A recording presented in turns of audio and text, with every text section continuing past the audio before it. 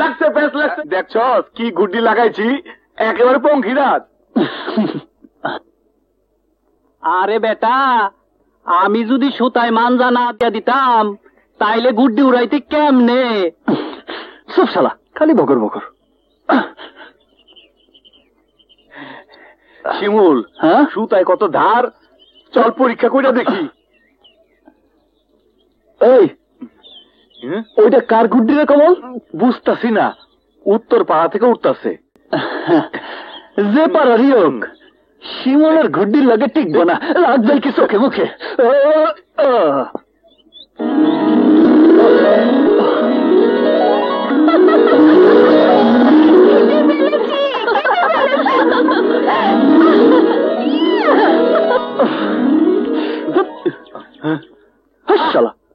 এই তোমার মাছ ধর নমুনা। আমারে পরে মারিস, আগে গুড্ডি ধর। তাড়াতাড়ি যা।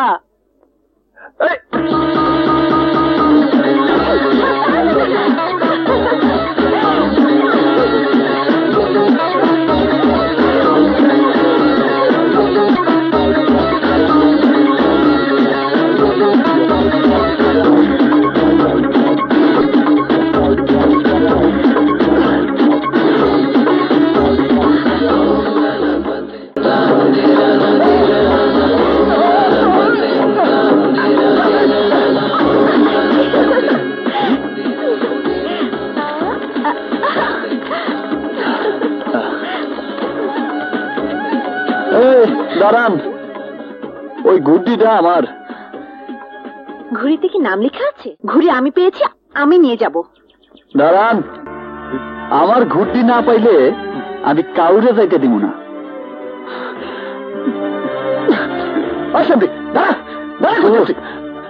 আস্তে, সৈয়দের মাইয়া বিচার দিলে ঘাপড় হইব। তাই বলে আমার ঘুড়ি এভাবে ভাঙা দিব আর আমি কিছুই কম না? পরে একটা শিক্ষা দিতেই হইব।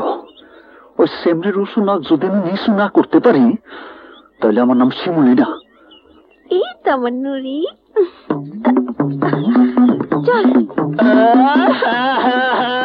পাইছি, সৈয়দের মাইয়ারে সাজ করার রাস্তা পাইয়া গেছি মামা। নুরি, আই নুরি, নুরি। আল্লাহ,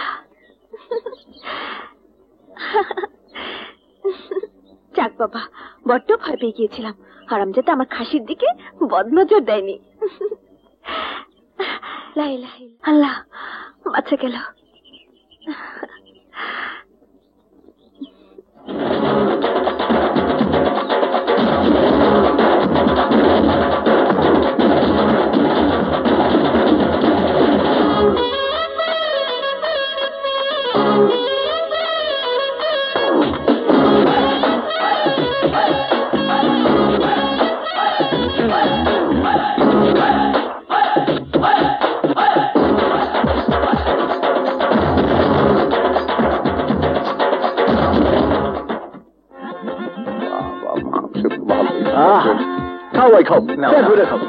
তেলওয়ালা খাসির মাংস খাও, পেট ভইরা খাও।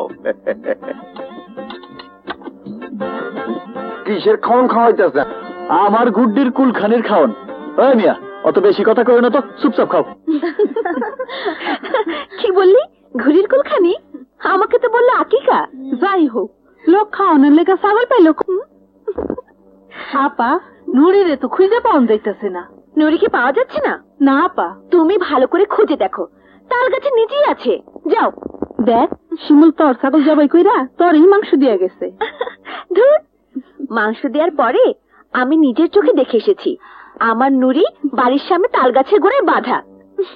তোরা যে কি বলিস না, ধোকাও দিতে পারি।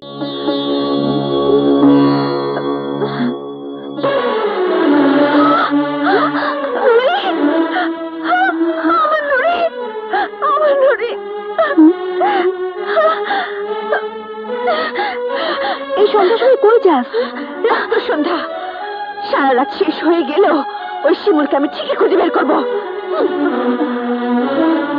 খাসি খাইছি রে পারুল, ও পারুল রে, আজি খাসি খাইছি রে পারুল, পারুল তোর খাসির তেলে। কমল, এই কমলা, তুই চামড়াটা জায়গা মতো ঝুলাইছিলি তো? জায়গা মতো ঝুলাইছি মানে একেবারে সেন্টার পয়েন্টে ঝুলাইছি। পারুল দরজা খুললেই চক্ষু কপালে গিয়ে ঠেকবো। ওই দিকে দেখ।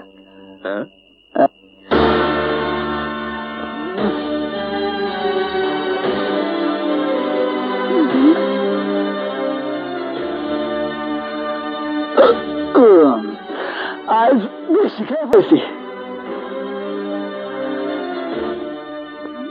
আমার নুরিকে জবাই দিয়েছেন। আমার ঘুড়ি ভেদিয়েছে কেন? যে ঘুড়িটা আমি ভেঙেছিলাম তাতে কারোর নাম লেখা ছিল না। যেই খাসিটা আমি খাইছি তার গায়েও নাম লেখা ছিল না। মাঠের মধ্যে পাইছি, জবাই করে খাইছি। তোর বদমাস, আমার খাসি খেয়ে আবার আমার সামনে সিনাজুরি। আমি বাবার কাছে তোমার নামে বিচার দেব। আপনার বাবা বয়স্ক মানুষ, মুরব্বী, আমার কিছুই করতে পারবো না। কিছুই করতে পারবে না? যে না বেগম সাহেবা। নিজেকে কি ভাবো তুমি? অনেক কিছু। মাস্তান, ডাকাত নাকি সন্ত্রাসী? তুমি যাই হও না কেন, আমি তোমাকে ছাড়বো না।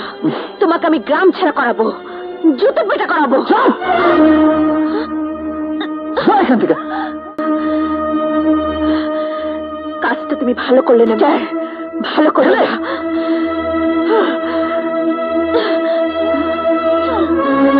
কি ব্যাপার চাচা, এত রাইতে তুমি কই চাইতেছো?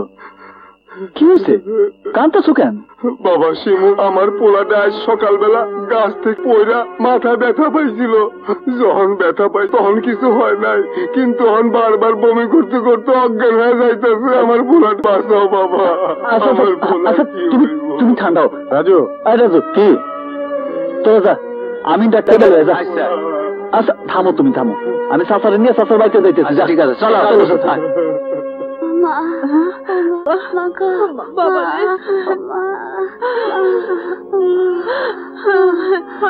পোলা দেখে রাখতে পারো না, গাছে ওঠে কেমনে? থামো তো চাচা। সকালে সরকারি হাসপাতালে নিয়ে সিটি স্ক্যান করাতে হবে।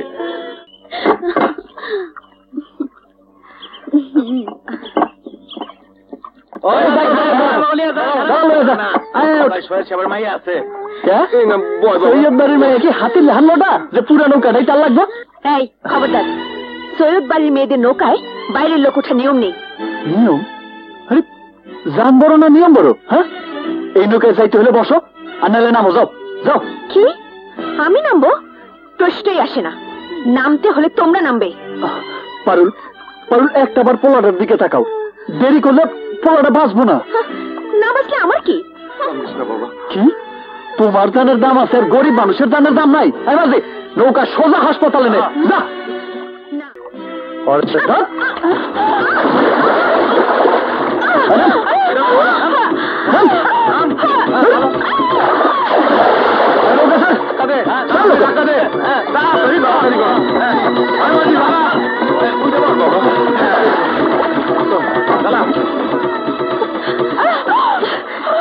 এই অপমানের সহ্য যদি আমি না নিতে পারি তাহলে আমি সৈয়দ বাড়ির মেয়ে না। সৈয়দ বাড়ির মেয়ের গায়ে ওই বদমাইশটা হাত তুলেছে, পারুলকে ধাক্কা দিয়ে পানিতে ফেলে দিয়েছে। ওর শাস্তি একটাই, 20টা চাবুকের বাড়ি। এটা কেমন বিচার? পানিতে ধাক্কা দিয়ে ফেলাইছি বলে আপনারা সবাই আমার বিচার করতেছেন, আর সৈয়দ বাড়ির মাইয়া যে মানুষ খুন করতে চাইছিল তার কি কোনো বিচার নাই? কি বলতে চাও তুমি? পারুল সৈয়দ বাড়ির মাইয়া বইলা সে নৌকায় উঠলে আর কেউ নৌকায় উঠতে পারবো না। কেন? এই গ্রামের সমস্ত লোকজন কি শিয়াল কুকুর? সৈয়দ পরিবারের মানুষেরা চিরকাল এইভাবেই চলাফেরা করে এবং এটাই নিয়ম। আমি এই নিয়ম মানি না। বিচার যদি আজ করতেই হয় তাহলে আমার সাথে আপনার মাইয়ারও করতে হইব, নাইলে আমি ধরে নিব এই গ্রামের মানুষের বিবেক বইলা কিচ্ছু নাই, কিচ্ছু নাই।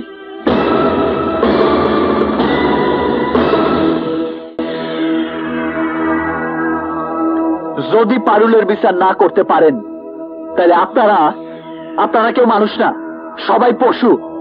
মানুষ শুধু সৈয়দ সাহেব আর তার মাইয়া। চুপ কর হারামজাদা, সৈয়দ সাহেবের বিচার তোর মাইনে নিতে হইব।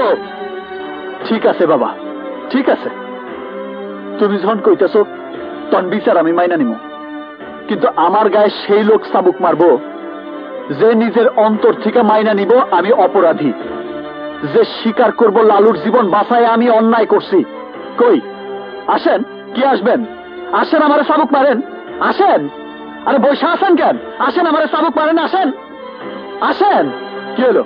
মারেন, মারেন। আমি মারবো।